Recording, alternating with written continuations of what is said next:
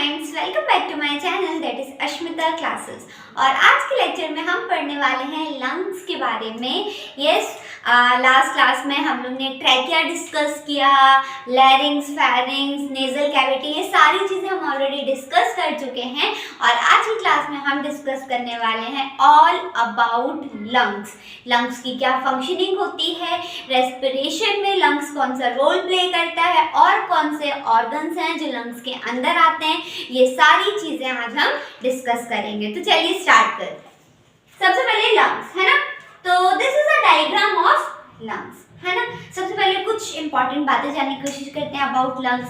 देखिए, ये जो लंग्स होते हैं, आपको ऐसा नहीं लग रहा कि एक लंग जो है, हमारा जो राइट वाला लोब है लंग का, वो थोड़ा सा बड़ा है कंपैरेटिव टू लेफ्ट वाला लेफ्ट वाला दैट लोब है ना। तो क्या होता है, जो हमारा राइट वाला लंग होता है वो हल्का सा बड़ा होता है और लेफ्ट वाला लंग जो होता है वो हल्का सा छोटा होता है। अब क्यों लेफ्ट वाला लंग जो होता है वो छोटा होता है? बिकॉज यहाँ पे हमारा जो हार्ट है वो प्रेजेंट होता है ना। यहाँ इस स्टेज पे यहाँ पे जो हमारा हार्ट है वो प्रेजेंट होता है, ठीक है। इस वजह से क्या होता है, जो हमारा लेफ्ट वाला लोब है लंग का वो थोड़ा सा टिल्टेड होता है, ठीक है।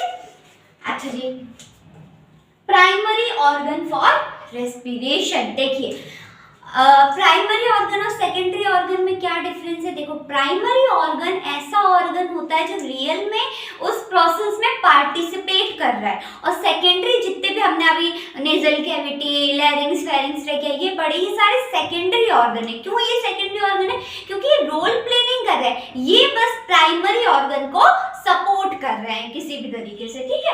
तो लंग क्या है? सबसे पहले प्राइमरी ऑर्गन है किसका? रेस्पिरेशन का। Located on two sides of the heart, बीच में हार्ट होता है, बाकी के दो साइड में क्या होते हैं? हमारे लंग्स होते हैं। और जो हार्ट होता है वो हल्का सा लेफ्ट लंग की तरफ में टिल्टेड होता है, इस वजह से ये जो लेफ्ट वाला लंग है वो साइज में हल्का सा छोटा होता है। अच्छा जी, जो हमारा राइट वाला लंग है उसका साइज होता है 625 ग्राम्स, और जो हमारा लेफ्ट वाला लंग है उसका वेट होता है 575 ग्राम्स, ठीक है। दे ट्रांसपोर्ट ऑक्सीजन, है ना। ये वाली लाइन हम लोग थोड़ा सा ध्यान से पढ़ेंगे। They transport oxygen from atmosphere. From atmosphere मतलब एटमॉस्फेयर से जो nasal cavity, larynx, pharynx, trachea से होती हुई ऑक्सीजन गई है लंग्स के अंदर, वो वाली ऑक्सीजन को किस में दे देते हैं? ये ब्लड में दे देते हैं। किस में दे देते हैं? ब्लड में दे देते हैं। और क्या रिलीज करते हैं? क्या रिलीज करते हैं? कार्बन डाइऑक्साइड रिलीज करते हैं ब्लड से लेके एटमॉस्फेयर में। देखो, यहाँ से आपको 2 से 3 वर्ड याद रखना है: atmosphere, oxygen, carbon dioxide, lung, blood. देखो क्या हुआ, मैंने ऑक्सीजन इनहेल किया, राइट। मैंने ऑक्सीजन को इनहेल किया, अब ये ऑक्सीजन कहाँ गया? मेरे लंग्स में गया, ठीक। अब लंग्स में क्या होगा? गैसियस एक्सचेंज होगा। लंग्स में क्या होगा? Gaseous exchange. लंग में एक पार्ट होता है एल्वेलाई, वहां पे होता है। वो सारी चीजें हम लोग हमारे नेक्स्ट लेक्चर्स में डिस्कस करेंगे। अभी आप इतना सोच लीजिए कि हमने ऑक्सीजन इनहेल किया, वो ऑक्सीजन कैसे भी करके लंग्स तक पहुंच गया। अब लंग में पहुंचने के बाद वहां पे लंग में डीऑक्सीजनेटेड ब्लड आएगा। कौन सा ब्लड आएगा? डीऑक्सीजनेटेड ब्लड, मतलब ऐसा ब्लड जिसमें कार्बन डाइऑक्साइड है। बना के देखते हैं थोड़ा सा। मान लीजिए, देखिए,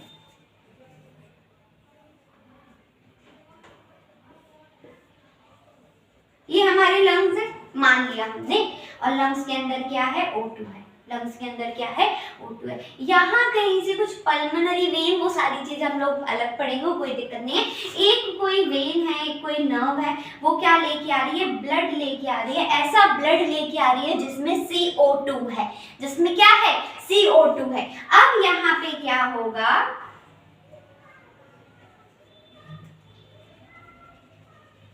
गैसियस एक्सचेंज होगा। लंग्स हैं, लंग्स में हमने ब्रीद इन किया तो O2 पहुंच गया, O2 पहुंचने के बाद लंग्स में किसी पाइपलाइन से ब्लड आएगा, ऐसा ब्लड आएगा लंग्स में जिसमें CO2 मिला हुआ होगा। लंग्स में कौन सा ब्लड आएगा? ऐसा ब्लड आएगा जिसमें CO2 मिला होगा। अब लंग्स के अंदर क्या हो रहा है? Gaseous exchange. एक्सचेंज का मतलब क्या होता है? हम लोग कहते हैं ना, तेरा पेन मुझे अच्छा लग रहा है, प्लीज एक्सचेंज कर लो, मतलब मेरा तुम ले लो, तुम्हारा मुझे दे दो। तो लंग और ब्लड के बीच में कौन सा एक्सचेंज होता है? गैसियस एक्सचेंज होता। ब्लड में जो कार्बन डाइऑक्साइड है वो ब्लड लंग्स को दे देता है, और लंग्स में जो ऑक्सीजन है वो लंग ब्लड को दे देता है। ठीक है, देखो दो फ्रेंड्स थे, ठीक, दो फ्रेंड्स थे, एक फ्रेंड ए है, ये वाला फ्रेंड जो है ए है, ठीक, मान लो इसका नाम है लंग्स। ए वाले फ्रेंड का नाम क्या है? लंग्स। अब ये वाला बी है, बी वाले का नाम है ब्लड, ठीक, दो फ्रेंड्स हैं, एक का नाम है लंग्स, दूसरे का नाम है ब्लड।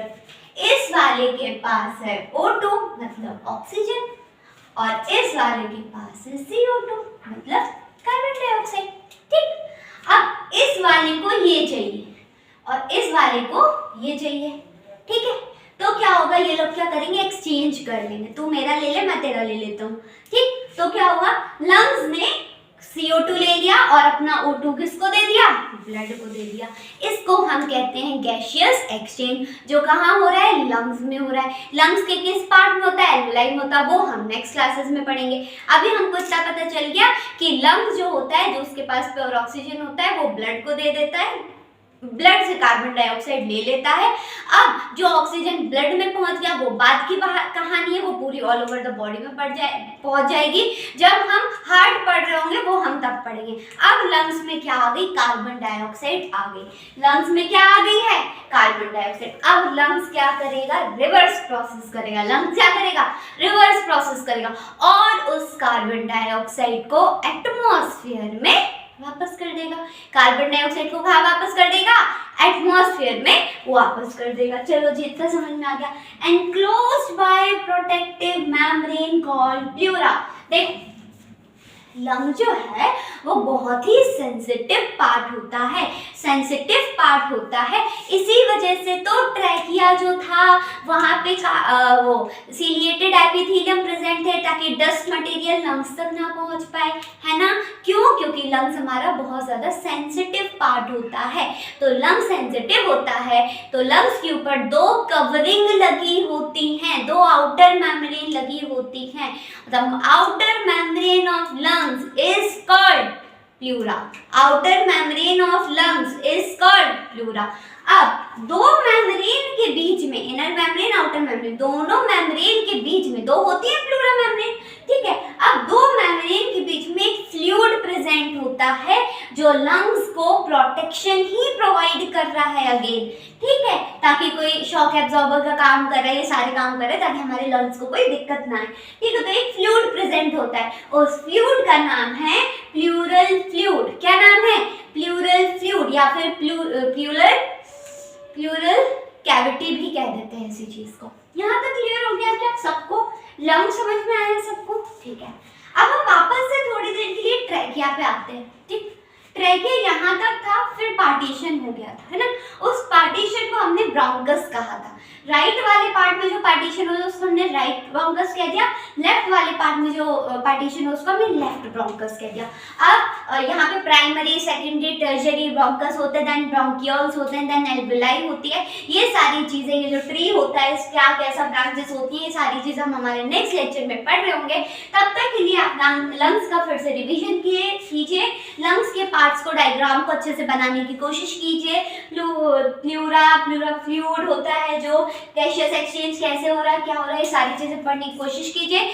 चीज़ें लिख के याद करने की कोशिश कीजिए। नेक्स्ट लेक्चर में हम लोग ट्रैकिया के आगे के पार्ट को डिस्कस कर रहे होंगे, बहुत डीपली डिस्कस कर रहे होंगे। तब तक के लिए बस पढ़ते रहिए। All the very best. Thank you so much.